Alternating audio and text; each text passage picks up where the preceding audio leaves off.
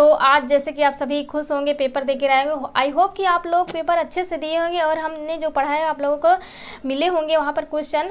तो आप लोग क्वेश्चन पढ़ने तो जा ही रहे हैं। आप लोग पहले ये समझ लीजिए आप लोग कितने क्वेश्चन सही किए थे, ये तो आप लोग कमेंट करके ज़रूर बताइएगा।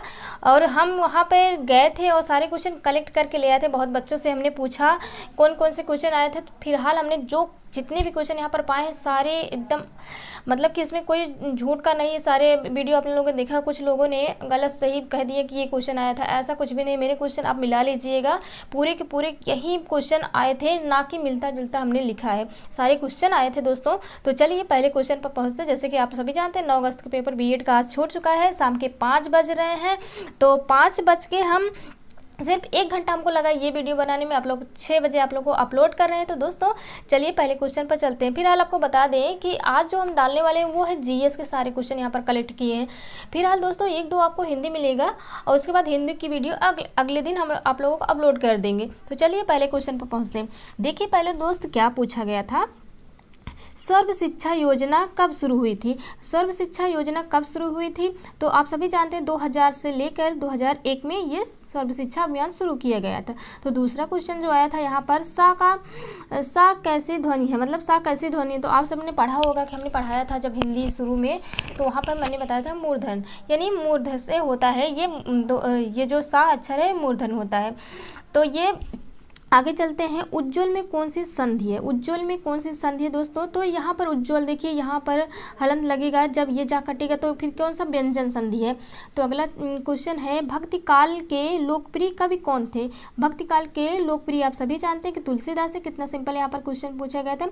सिस्मोग्राफी किससे संबंधित है आप सभी जानते हैं, भूकंप मापी है ये सब। तो और अगला क्वेश्चन है दोस्तों मौलिक अधिकार किस भाग में है। कितना अच्छा क्वेश्चन था, मौलिक अधिकार किस भाग में है। तो ये भाग 3 में है। 7वां देखिए पहला सुपर कंप्यूटर कौन था। ये पहला सुपर कंप्यूटर पूछा गया था कौन था। तो पहला जो सुपर कंप्यूटर था वो था परम 8000। अभी चलते हैं अगले क्वेश्चन पे। छायावादी युग के प्रवर्तक यहाँ पर पूछा था। अगले क्वेश्चन पर चलते हैं। कांग्रेस का विभाजन कब हुआ। कांग्रेस विभाजन कब हुआ था तो ये हुआ था 1907 ईस्वी में। अगला क्वेश्चन है कांग्रेस 10वां क्वेश्चन था हमारे सामने, द्वैध शासन प्रणाली किसने लागू की थी, यानी खत्म की थी। द्वैध प्रणाली जो थी वो किसने खत्म की थी।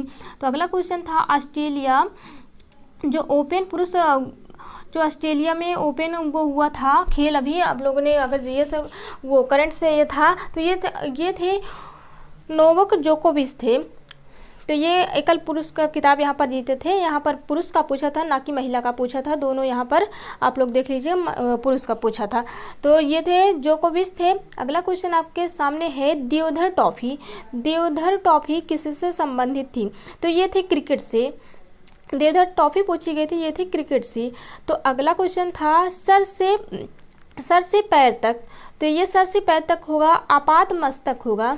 यहाँ पर एक पूछा था ये लिंक्स, तो यहाँ पर लाइन से जो बनती है उसके लिए क्या होता है, ये इसके लिए होता है ऑपरेटिंग सिस्टम होता है। तो एक और पूछा गया था, यहाँ पर 2 क्वेश्चन कन्फ्यूजन था। देखिए आप लोग वहाँ पे छायावादी 4 ऑप्शन दिए गए थे, उसमें सुमित्रन पंत थी, छायावादी के तीनों कवि थे, लेकिन क्वेश्चन थोड़ा सा गलत पूछ लिया। पूछा क्या था छायावादी कवि कौन थे, यानी जो उसमें क्वेश्चन पूछना था उसमें छायावादी के कवि कौन नहीं थे। तो वहाँ पे सारे क्वेश्चन तो छायावादी थे। तो आप लोग जिस पे टिक मारे होंगे बिल्कुल सही होगा, चाहे छायावादी जिसको भी मारे होंगे। जयशंकर प्रसाद तो वैसे है ही। छायावादी के कवि कौन थे तो जयशंकर प्रसाद थे। प्रवर्तक भी पूछा, 2 क्वेश्चन 2 तरह से पूछा था। आगे देखिए क्वेश्चन आपके सामने आ रहा है। देखिए पूछा गया था देश का पहला शिक्षा मंत्री कौन था। क्वेश्चन आपके सामने था देश का पहला शिक्षा मंत्री कौन था।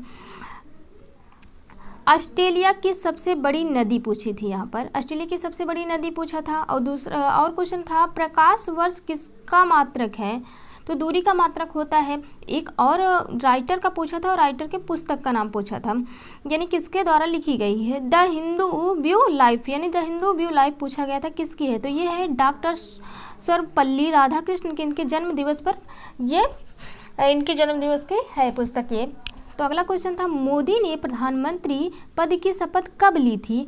जब मोदी पहली बार आए थे, हमारे प्रधानमंत्री बने थे, तो उन्होंने पहली बार कब शपथ लिया था? ये क्वेश्चन बहुत डिफिकल्ट था क्योंकि डेट वाइज डेट दिया था, मिलते जुलते 26, 24 ऐसे दिया था। तो ये 26 बिल्कुल सही होगा कि पहली बार जब प्रधानमंत्री बने थे वो 26 मई को लिए थे सन 2014 में। यहाँ 14 डाल दे रहे हैं आप लोग, देखिए। और 26 मई 1914 में लिए थे, 2014 में लिए थे, ये 26 मई 2014 में लिए थे। तो अगला क्वेश्चन है, शरीर की सबसे बड़ी आकृति ग्रंथि कौन है? सबसे बड़ी ग्रंथि कौन सी है? तो यहाँ पर आकृति सबसे बड़ी ग्रंथि है। तो अगला क्वेश्चन है, डोगरी किस राज्य की भाषा है? डोगरी किस राज्य की भाषा है, ये पूछा गया क्वेश्चन। एक क्वेश्चन और पूछा गया था, जो ओजोन परत संरक्षण से है,